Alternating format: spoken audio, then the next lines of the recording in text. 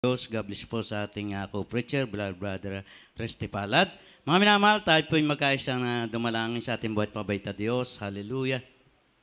Upo dakil at papagpalang Diyos ang mga banal na makapangyarihan sa lahat. Sa pangalan mo po, aming pinakamamahal na Panginoon Kristo, pinupuri ka namin, pinasasalamatan o Diyos at amin luluwalhati, itinataas ang dakil at makapangyarihang pangalan. Salamat sa iyo, Panginoon, sa gintong pagkakataon na muli. Sa araw na ito, ikaw ay aming napaglingkuran, ikaw ay aming nasamba sa Espiritu at katotohanan. Salamat, Panginoon, sa iyong paglangis, sa bawat yugto at bahaging balagawain, sa iyong makalangit na awitin, buhay ng patotoo, ang mga awitin, mga awit, ang pagbibigay. Salamat po, Panginoon, maging sa iyong matamis manal na presensya. At sa mga pagkakataong ito, Panginoon, pagpalain mo po ang iyong dakilang salita na aming pag-aaralan. Ngunit bago po ang lahat, Panginoon, kayo po'y sama-sama. Lumalapit siya ang dakilang harapan sa unat panalangin na aming minamahal ang magulat siya, Pastor, kahabagan po ba sa amin. Patawad mo po kami sa lahat ng pagkukulang, pagkakasala, maging ang iyong balingkod. Ako yung kahabagan, patawarin sa anumang aking pagkukulang na nagawa. Patawarin mo po ako, Panginoon, ako yung kahabagan. Pangunahan mo po ako, Panginoon, ikaw pong magbigay sa akin karunungan at kalaman, ipangaral ang dakilang salita, kalakip ang kapangyarihan nagmumula sa iyo, Panginoon. Buksan mo po ang puso't pangunawa, lahat ng iyong mga anak, Panginoon, ang iyong dakilang salita, itanim mo po sa aming mga puso't isipan upang aming masunod ang iyong balakaluban. Gawin mo po akong pagpapalang espiritual sa hapong ito, Panginoon, at sa unat dalangin ng aming minamahal na magulang sa iyo. Ito po ang aming samot dalangin at sa makapangyarihan mong pangalan, sama-sama namin sinasaway, pinapalayas, lahat na gawa ng kaaway, hadlang sa aming pag-aaral ng dakilang salita, di pagkaunawa, pagkainip, pagka-distract, cast out in Jesus' name. Hallelujah! Praise the Lord. Hallelujah! Hallelujah! Purihin po ang ating bait mabait na Diyos. Lahat po magsabi ng praise the Lord. Palakpakan po natin ang ating pinakamamahal na Jesus. At ang pinakamataas na pagpupuri, pagluwalhati, pagdadakila at pagsamba ay nauuko lamang sa nag-iisang Diyos na buhay na makapangyarihan sa lahat, ang hari ng mga hari, ang Diyos na lumikha ng langit at lupa na pinagkakautangan natin ng buhay, walang iba kundi ang ating pinakamamahal na Panginoon Kristo. At agayon din po ang ating pagbibigay galang, pagrespeto sa ating minamahal na Evangelista Will Estrada Almeida, maging sa lahat ng kanyang mga manugang at apo, mga anak, sa lahat ng Almeida Children, Almeida Family, at gayon din po patuloy natin inalaala at di malilimutan kailanman ang mga turo't aral na iniwan ng ating beloved Assistant Pastor Lena Coman Almeida. Pagbati rin po sa ating mga kapwa mangaral na ating kapiling ngayon, sa lahat po natin mga musician, mga awit, sa inyo po lahat, sa pong pinagpalang hapon sa ating lahat. Amen? Lahat po yung magsabi, praise the Lord. Palakpakan po natin ang ating buhat mabait na Diyos. Ngayon, mga minamahal, pag-aralan natin ang pera at ang kayamanan. Bakit, mga minamahal? Dahil ang pera at kayamanan, napakalaki ng impluwensya niyan sa tao. Amen? Dahil sa pera at kayamanan, mga minamahal, maraming tao ang nahuhulog sa pagkakasala. Kahit minsan, mga Kristiyano at mananampalataya, minsan dahil sa pera, nahuhulog sa pagkakasala, nawawala sa presensya ng ating buhat mabait na Diyos. Amen? Kaya dyan mga minamahal, may palaala ang banal na kasulatan. Basahin po natin mga minamahal ang unang bersikulo sa Mateo 6:19.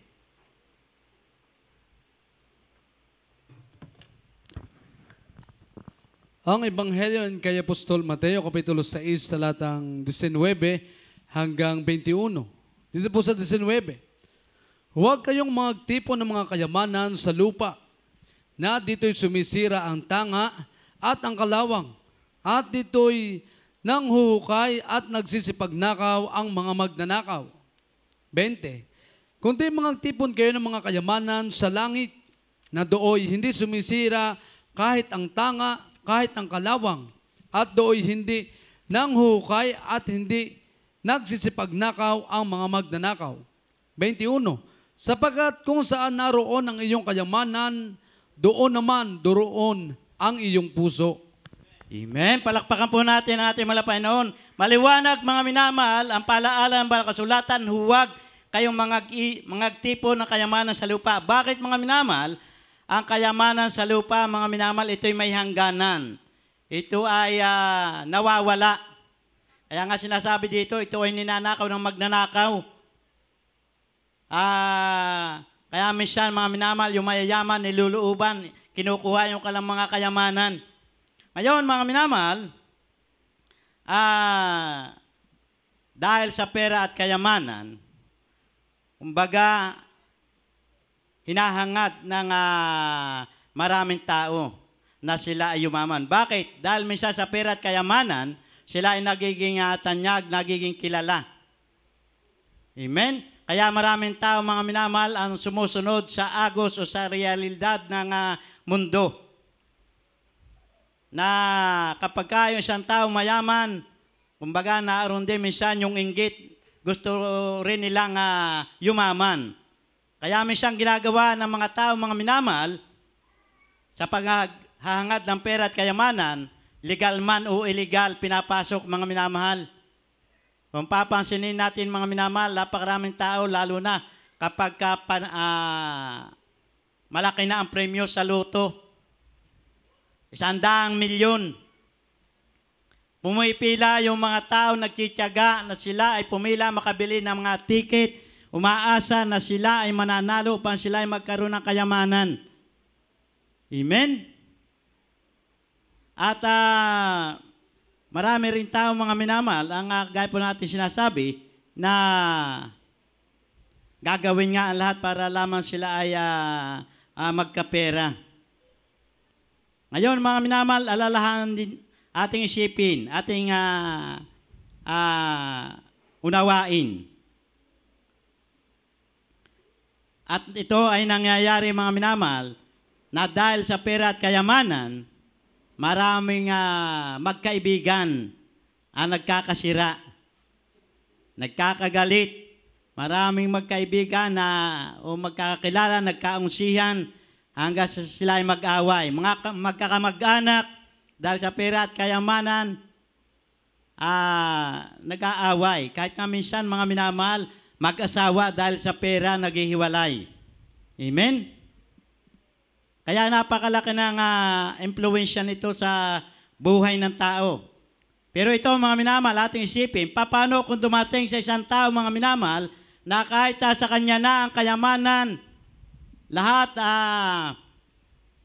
ng pag-aari nasa kanya, at dumating naman sa kanya, mga minamahal, ang pagkakataon na siya ay nasa bingit ng kamatayan, nasa matinding karamdaman, na hindi na siya matulungan, hindi siya mailigtas ng kanyang pera.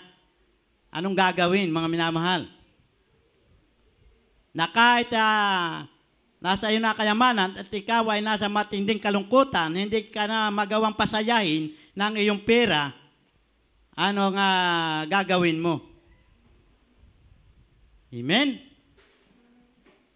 Ngayon, mga minamahal, sinasabi ng banal na kasulatan na ang kayamanan at pera ay hindi po yan makakapagligtas sa isang tao. Kagaya nga po na ating sinabi, na kahit nasa iyong lahat ng kayamanan at dumating na sa iyo yung kamatayan, walang magagawa ang iyong salapi, ang iyong mga kayamanan.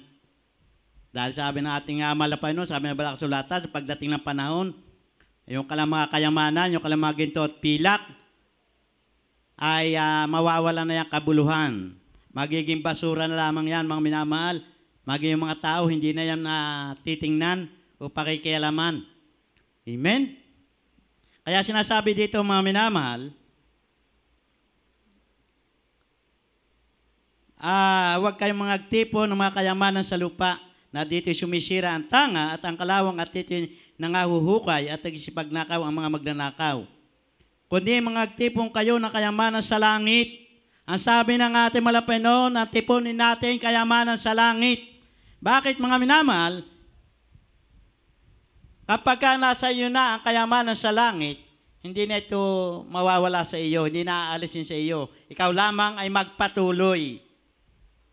Magpatuloy ka ng paglilingkod sa ating buhat mabait na Diyos. Amen? Ngayon, sa papanong paraan tayo makakapag-ipon ng kayamanan sa langit?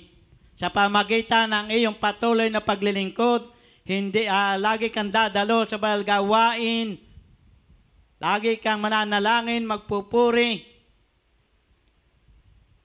at huwag kang bibitaw, huwag kang titigil.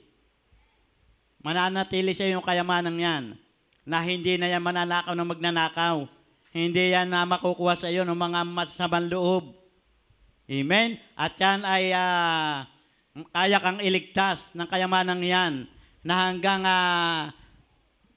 wakas ng iyong buhay.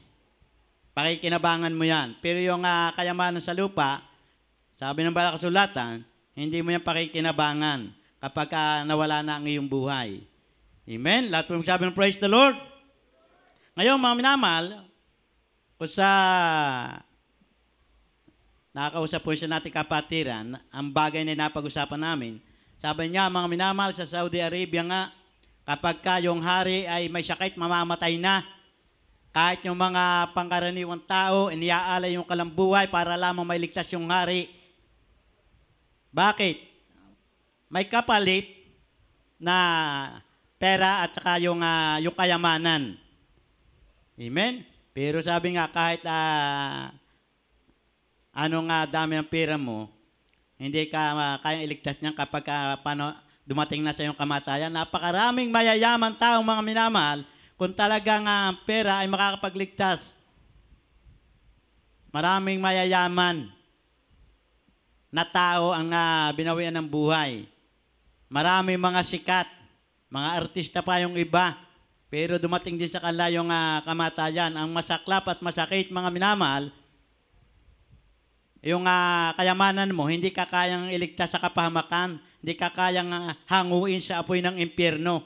Pero yung iyong paglilingkod, pananampalataya, patuloy na pagsunod sa kalooban ng ating malapaynon, ito yung makapagliligtas sa isang tao sa kapahamakan. Purihin natin dakilang Diyos, lahat tayo magsabing praise the Lord. Patuloy po tayong mga minamahal sa aklat ng Mateo 6:33.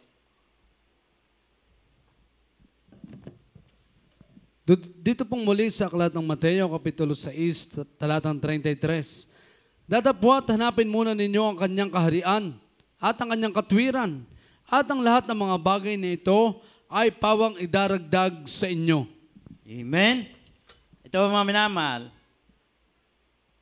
ang sabi ng ating binasa, hanapin muna natin, unahin muna natin yung kalooban ng Diyos bago yung mga pera at kayamanan. Kung unahin ng tao kalooban ng Diyos, yung kanilang hinahangad na pagpapala, yung darating. Dahil sabi dito, mga minamahal, at ang bagay na ito ay pawang idaragdag sa inyo. Ngayon, mga minamahal, kapag inuna mo ang kaharian ng Diyos, ikaw ay pagpapalain ng ating mahal na Panginoon. Pagpapalain ka na, may kaligtasan ka pa. Amen? Kaya itong sinasabi, unahin natin ang kalooban ng ating mahal na Panginoon, ang kanyang katuwiran, lahat ng bagay na ito ay pawang idaragdag sa inyo. Amen? Kapag sumunod ka, ginawa mo ang kalooban ng ating mahal na Panginoon, darating sa iyo yung pagpapala. Ibig sabihin, mga minamahal, ito yung mas maganda na unahin ng tao. Dahil sabi ng banal na kasulatan, mga minamahal, mas maigi yung kaunti na may pagkatakot sa ating mahal na Panginoon kaysa malaking kayamanan na mayroong kabagabagan. Amen? Sabihin, mga minamahal, matuto tayong makontento. Sabi naman ng banal na kasulatan, mga minamahal, kung tayo may pagkain, may pananamit, masiyahan na tayo, so ano pang hahanapin natin, mga minamahal? Amen? May pagkain na tayo, may pananamit, may natutuluyan. Sabi, wag na tayo maghangat na masyadong malaki. Hindi natin sinasabi, mga minamahal, na hindi mahalaga yung pera. Kailangan natin yan. Pero sabi nga, mga minamahal, yan ay pangalawa lamang. Mas dapat nating unahin ang kalooban ng ating mahal na Panginoon.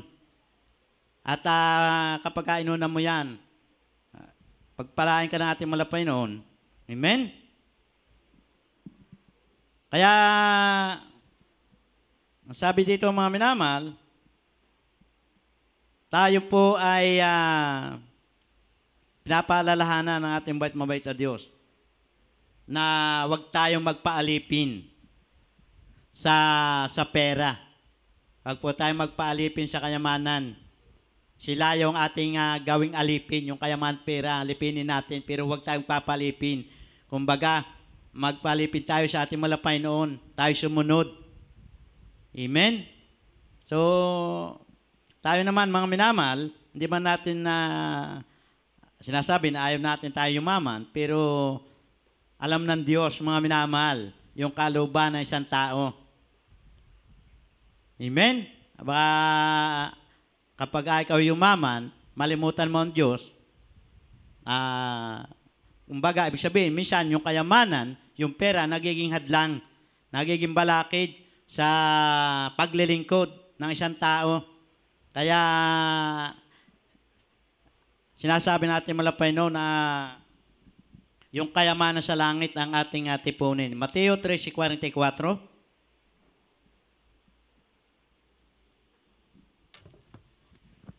Dito pong muli sa Mateo Kapitulo 13, talatang 44. Tulad ang kaharian ng langit sa natatagong kayamanan sa bukid na nasumpungan ng isang tao at inilihim at sa kanyang kagalakay yumaon at ipinagbili ang lahat niyang tinatangkilik at binili ang bukid na yaon. Palakpakan po natin ang ating malapay noon. Ito pala mga minamahal. Tulad ang kaharian ng langit sa natatagong kayamanan sa bukid. May ibig sabihin mga minamahal, ito yung tunay na kayamanan. Dalawang klase ng kayamanan mga minamahal. Isang kayamanan sa lupa at kayamanan sa langit. Tulad ang kaharian ng langit sa natatagong kayamanan sa bukid. Na nasumpungan ng isang tao at inilihim at sa kanyang kagalakan, pinagbili ang lahat niya tiyatangkilik at binili ang bukid na yon. Bin mga minamahal, yung isang tao na natagpuan yung tunay na kayamanan, kumbaga, kagaya halimbawa sa isang bukid, nakita yung isang tao, naroon siyang kayamanan, pinagbili niya ang lahat ng kanyang pag-aari at binili ang bukid na yon.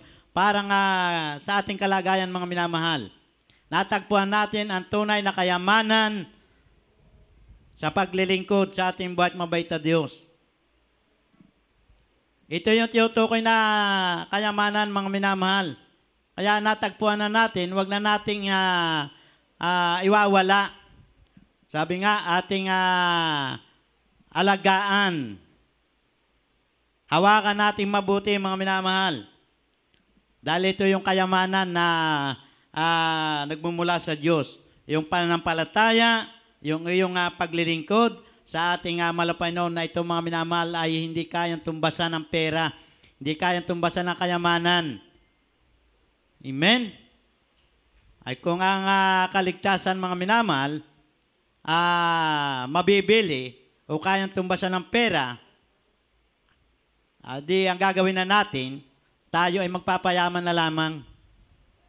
Magpaparami tayo ng pera, bibili natin. Pero hindi po ganoon mga minamahal. Kaligtasan ay hindi nabibili. Ito ay pinagtatrabaho. Amen? Ito ay, kumbaga mga minamahal, kaligtasan makukuha mo. O makakuha ng isang tao kung siya ay maglilingkod sa ating malapay noon. Amen? Purihin natin dakilang Diyos at tayo po ay tuloy-tuloy na mga minamahal. Sa Deuteronomio 8:11 hanggang 14.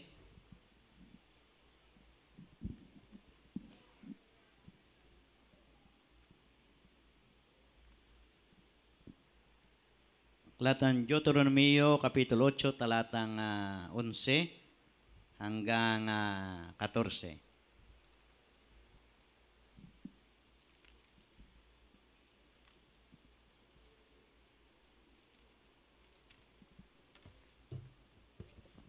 Dito po sa aklat ng Deuteronomio, Kapitulo 8, talatang 11 hanggang 14. Dito po sa 11. Mag-ingat ka na baka iyong malimutan ang Panginoon mong Diyos sa hindi mo pagtupad ng kanyang mga utos at ng kanyang mga kahatulan at ng kanyang mga palatuntunan na aking iniuutos sa iyo sa araw na ito. 12. Baka pagka ikaw ay nakakain at nabusog at nakapagtayo ng mabubuting bahay at iyong natatahanan. 13. At pagka ang iyong mga bakahan at ang iyong mga kawan ay dumami at ang iyong pilak at ang iyong ginto ay dumami at ang lahat ng tinatangkilik mo ay dumami. 14. Ay magmataas ang iyong puso at iyong malimutan ang Panginoon mong Diyos na naglabas sa iyo sa lupain ng Ehipto sa bahay ng pagkaalipin. Lahat po ay magsabi ng praise the Lord. Ito mga minamahal, paalaala na sabi dito mag-ingat ka na baka iyong malimutan ang Panginoon mong Diyos sa hindi mo pagtupad ng kanyang mga utos at ng kaniyang mga kahatulan at kaniyang mga palatuntunan na kiniutos sa iyo sa araw na ito. Dito mga minamahal, sabi ng ating binasa, mag-ingat ang bawat isa na baka malimutan natin mga minamahal na sundin ang kalooban ng ating malapay noon. Baka hindi natin magawa matupad ang mga kahatulan natin buhat mabait na Diyos. Kaya sabi ng 12, baka pagka ikaw ay nakakain at nabusog at nakapagtayo ng mabubuting bahay at iyong natatahanan at pagka ang iyong bakahan at ang iyong mga kawan ay dumami at ang iyong pilak at ang iyong ginto ay dumami at ang lahat na tinatangkilik mo ay dumami, ay magmataas ang iyong puso at iyong malimutan ang Panginoon mong Diyos na naglabas sa iyo sa lupain ng Ehipto sa bahay ng pagkalipin. Amen? Sabi dito mga minamahal, mag-ingat tayo na pagkat ikaw ay pinagpala na ng lubos-lubusan, baka ikaw ay yumaman dahil sa grabing pagpapala na dumating sa iyo, magmataas ang iyong puso. Malimutan mo ang ating pinakamamalapay Diyos na siyang tumubos sa atin sa pagkakasala. Kaya sabi dito mga minamahal, pagka dumamay yung ating bakahan, dumami yung ating pag-aari, dumami yung ating mga lupain, dumami yung ating pira, hindi mo na maalaala ating buhat mabait na Diyos. Kaya ang palaalang balakasulatan, tayo mag-ingat mga minamahal. At ito naman ay tunay nangyayari minsan na kapag siyang Kristiyano mga minamahal, pinagpala na. Kung kailan pinagpala, saka nawala sa ating buhat mabait na Diyos. Kaya nga sinasabi ni si King David na nagsabi, malapay no, wag mo akong payamanin. Baka sa sobrang kayamanan, ako'y magkasala sa iyo. Pero wag mo rin naman akong papaghirapin dahil sa sobrang kahirapan, hindi kita mapaglingkiran o sabi nga, hindi ko magawa ang iyong kaluban. Ibig sabihin ng mga minamahal, naroon sa gitna. Kumbaga, hindi naman ito mahirap, hindi ito mayaman. Nasa gitna mga minamahal. Kaya itong sabi niya, huwag mo akong payamanin, baka dahil sa sobrang yaman naman mga minamahal, hindi na malimutan na ating malapay noon. Ang nasa isip, nasa puso, yung kalang mga negosyo, yung kalang hanap buhay, na iniisip, mas dumami pa ang kalang pera, ang kalang kayamanan. Kaya minsan itong mga minamahal ay nagiging hadlang. Ngayon, sabi na wag mo naman ako papaghirapin, na sobrang hirap naman, ay malimutan din niya ang ating malapay noon. Amen? Ibig sabihin mga minamahal, tayo magkaroon ng kakontentuhan sa ating buhay. Amen? Sabi naman ba kasulatan mga minamahal, tayo naman ay hindi pinababayaan ang ating mabait na Diyos. Amen? Kaya ito po mga minamahal ay pinapalaala ng banal na kasulatan na tayo bilang mga Kristiyano at mananampalataya, unahin natin ang kalooban ng ating malapay noon, tayo'y sumunod Huwag mong kalilimutan ang iyong tungkulin sa ating buhat mabait na Diyos. Lagi tayong dadalo, mga minamahal. Kumbaga, ito lamang yung tanging paraan na dumating man ang mga araw ng kahirapan, tayo ay makasurvive. Dahil sa panahon ng kahirapan, mga minamahal,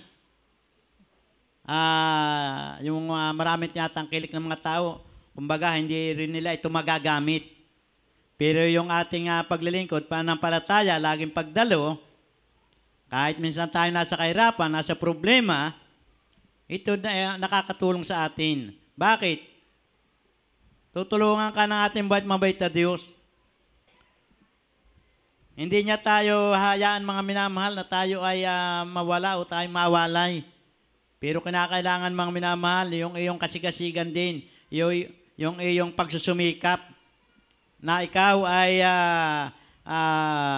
makadalo, o ikaw ay makapanambahan sa ating buhat mabait na Diyos. Amen. Minsan, mga minamahal, may mga kapatiran tayo na natatanong natin, bakit ka hindi nakadalawang linggo? Kuya, may trabaho ako. Pero pwede namang iwanan yung trabaho niyang yun. Sabi ko, huwag mong ipagpalit yung kaunti mong kikitain doon sa isang araw, dahil kung ikaw ay dumalaw, mas malaki na pagpapala ang tatanggapin mo sa ating buhat mabait na Diyos.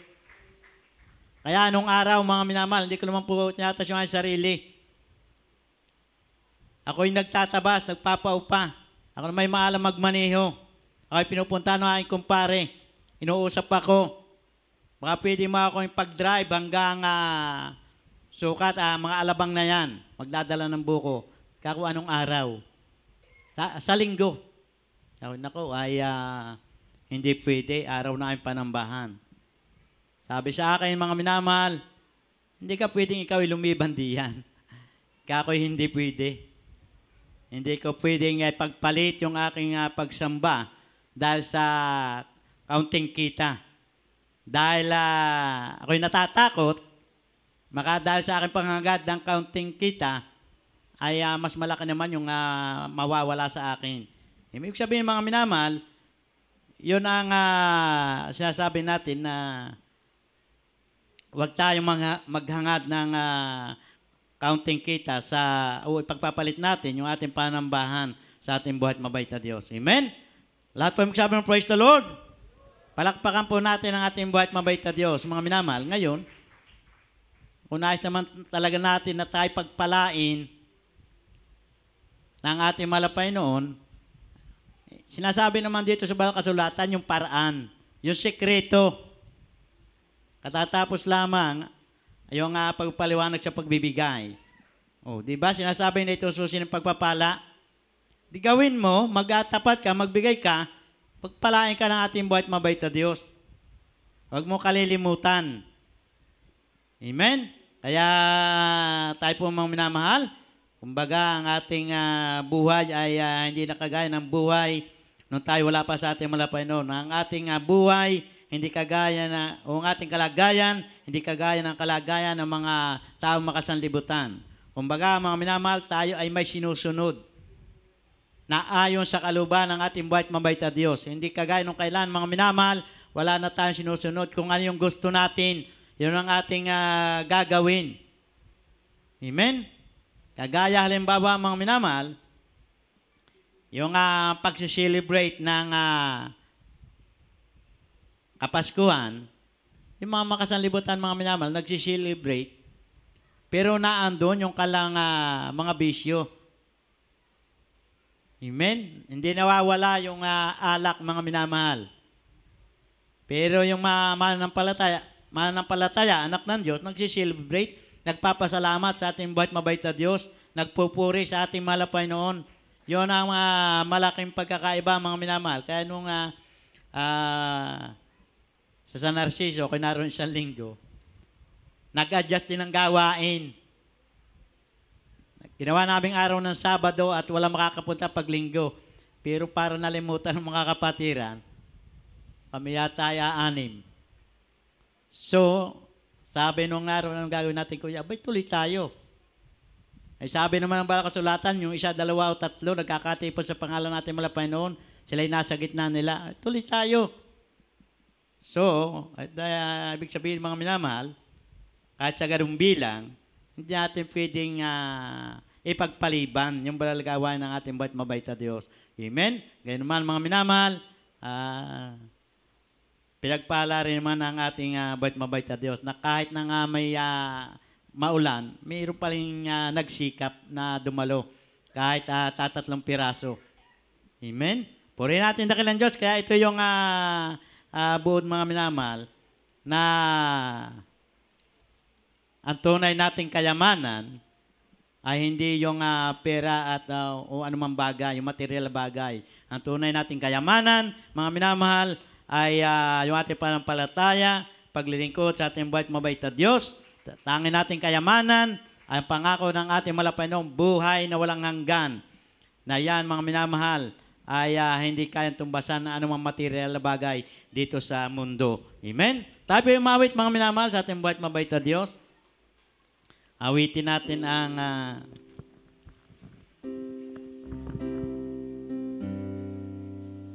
kawang kailangan.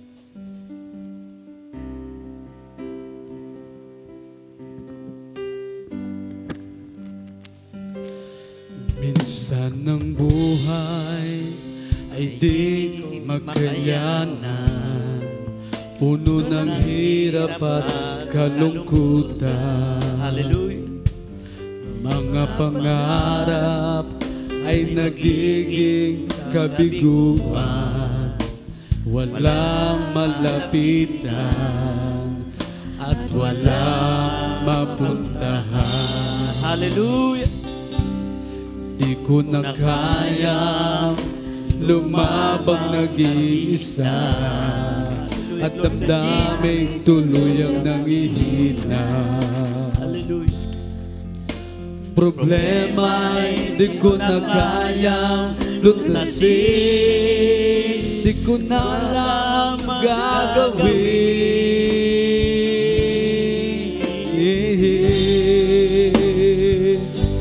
Panginoon, ako'y iyong tulungan. Bigyan ng lakas upang ako'y lumaban. Iyong gabayan upang ako'y tumapang. Panginoon, ikaw ang kailangan. Panginoon, ako'y iyong tulungan. Bigyan ng lakas upang ako'y lumaban. Iyong gabayan upang ako'y tumapang. Panginoon, ikaw ang kailangan. Pag-ibig mo, Diyos, ang nagbibigay ng sigla sa puso kong nagdurusa. Ang iyong salita ang nagbibigay ng pag-asa sa tulad kong nangihina.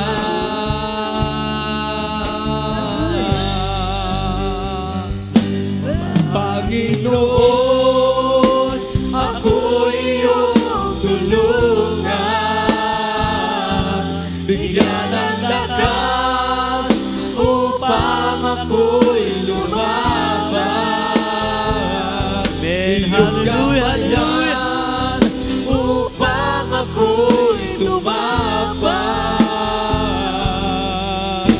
Panginoon, ikaw ang kailangan.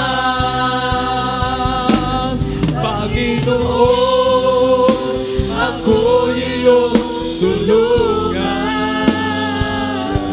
Bigyan ng lakas upang ako'y lumaban.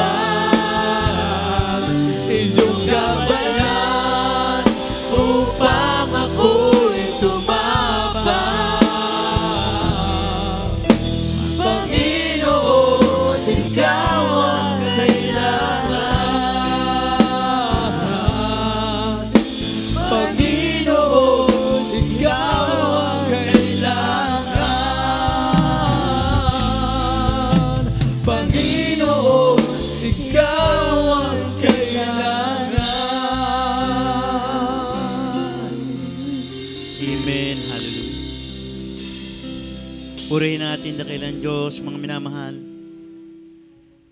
Nalalapit na naman ang panibagong taon. Panibagong pakikipagbaka ng bawat sa atin. Kaya tayo po ay magpakainit, mga minamahal. Hingin natin ang gabay ng ating malapay noon, ang lakas upang tayo ay lumaban sa hamon na darating na taon, mga minamahal. Ano man ay bunga ng darating na taon, ikaw ay mainit na naglilingkod sa ating buhay at mabait na Diyos. Wala kang dapat ikatakot, wala kang dapat ipag-alala dahil ang Diyos ay kasama mo. Hindi tayo iwan pabayaan ng ating malapay noon. Hindi niya hayaan, mga minamahal, na tayo ay mawala. Ngunit kalakip, mga minamahal, na tayo sumunod, tumupad sa kaluban ng ating mahal na Panginoon. Mga minamahal, tayo po ay sama-samang manalangin sa lahat ating pangailangan. Sa ating buhay at mabait na Diyos. Hallelujah. Upodakil at pagpalang Diyos amang banal na makapangyarihan sa lahat. Sa pangal mo po aming pinakamamalapay Isu Kristo. Narito po kami sa unat panalangin namin minamahal Pastor Will Estrada Almeida, kami iyong kahabagan. Patawarin sa lahat ng pagkukulang pagkakasala. Malapay noon, narito po ang iyong mga anak. Sa kalamang kahilingan, panalangin, pangailangan sa iyo, ikaw po nakakalap na kababatid. Ipagkaloob mo po, malapay noon. Hallelujah. At gabayan po, ingatan ang bawat sa amin sa araw-araw ng pamuhay. Bigyan mo kami ng lakas, malapay noon. Namin magawa ang iyong balakaluban. Panghawakan mo po kami, malapay noon, na anumang ibunga na darating na taon. Masumpungan mo ang bawat sa amin, O Diyos, na kami naglilingkod sa iyo, malapay noon. Hallelujah. Diadalangin namin ng mga kapatiran, may tiyataglay na karamdaman. Pagkalubong kagalingan sa mga dumaraan, sa mga problema. Tulungan mo po sila, malapay noon, na malutasan ang mga problema sa mga pagsubok. Panghawakan mo po, malapay noon, ang iyong mga anak. Hallelujah. Amin din po diadalangin, O Diyos. Una't higit ang aming minamahal na magulang siya, Pastor. Na patuloy pong ipagkaloob ang kalusug at kalakasan, mahabang buhay, na patuloy namin siya makasama at makapiling sa lahat ng kanyang mga anak, manugang at tapo, sa lahat ng gagamit, chimbal gawa, mga preacher worker. Malapay noon, hallelujah, samahan mo po kami, huwag mo po kami iiwan o pabayaan. Mga mahal namin sa buhay, malapay noon, di pa nakakilala sa iyo, nawabaw ka magbalik, bigyan mo silang pagkakataon na ikawang paglingkuran sa iyong mga anak na tumalikod, malapay noon, nawalay sa iyo. Kahabagan mo po sila, muli mo silang ibalik, bigyan ng panampalataya, ikaw pong gumawa ng kapamaraanan na sila ay muli makapanumbalik sa iyo, malapay noon, at ikaw po patuloy magpala, malapay sa lahat yung anak, ang mga baguhan, malapay noon, na nabautismo sa iyong dakilang pangalan, bigyan mo silang panampalataya na sila ay iyong panghawakan, sila ay patuloy makapaglingkod sa iyo sa makapangyarihang pangalan mo po, aming pinakamamalapay Jesus. Ito po ang aming samot dalangin. Amen. Hallelujah. Hallelujah. Purihin po ating dakilang Diyos, mga minamahal, at tayo po ay magkaisa sama-sama na ating pong sawayin, anumang gawa ng kaaway sa ating buhay, problema mayan, hallelujah, karamdaman, hallelujah, kung tayo po may karamdaman, ang kaliwang kamay sa parte ng katawan na may karamdaman, ang kanang kamay sa ulo, hallelujah, at kung kayo may prayer request, itaas ang dalawang kamay, hallelujah. Purihin natin dakilang Diyos, upo dakilat papagpalang Diyos sa mambal na makapangyari sa lahat. Sa unat panalangin namin, minamahal magulang siya, mula pastor, sa makapangyari mong pangalan o pinakamamalapay Diyos sa amin sinasaway, lahat na gawa ng kaaway, problema, kahirapan, karamdaman, arthritis, diabetes, asthma, cancer, high blood, cast out in Jesus' name. Sakit sa puso, lumayas ka sa pangalan ni Jesus. Hallelujah! Hallelujah! Di mo yung karamdaman, arthritis, diabetes, asthma, cancer, high blood. Hallelujah! Cast out in Jesus' name. Problema, kahirapan, cast out in Jesus' name. Hadlang sa mga pagpapala, cast out in Jesus' name. Hallelujah! Praise the Lord! Hallelujah! Hallelujah! Purihin po natin dakilang Diyos, mga minamahal, at muli po tayo ay tatalon 3 beses, hallelujah, praise the Lord, upang lumayas ang gawa ng kaaway sa ating buhay. Hallelujah. Sabay-sabay po, mga minamahal. Hallelujah, praise the Lord. Hallelujah, praise the Lord. Hallelujah, praise the Lord. Hallelujah. Purihin po ang ating dakilang Diyos, mga minamahal, at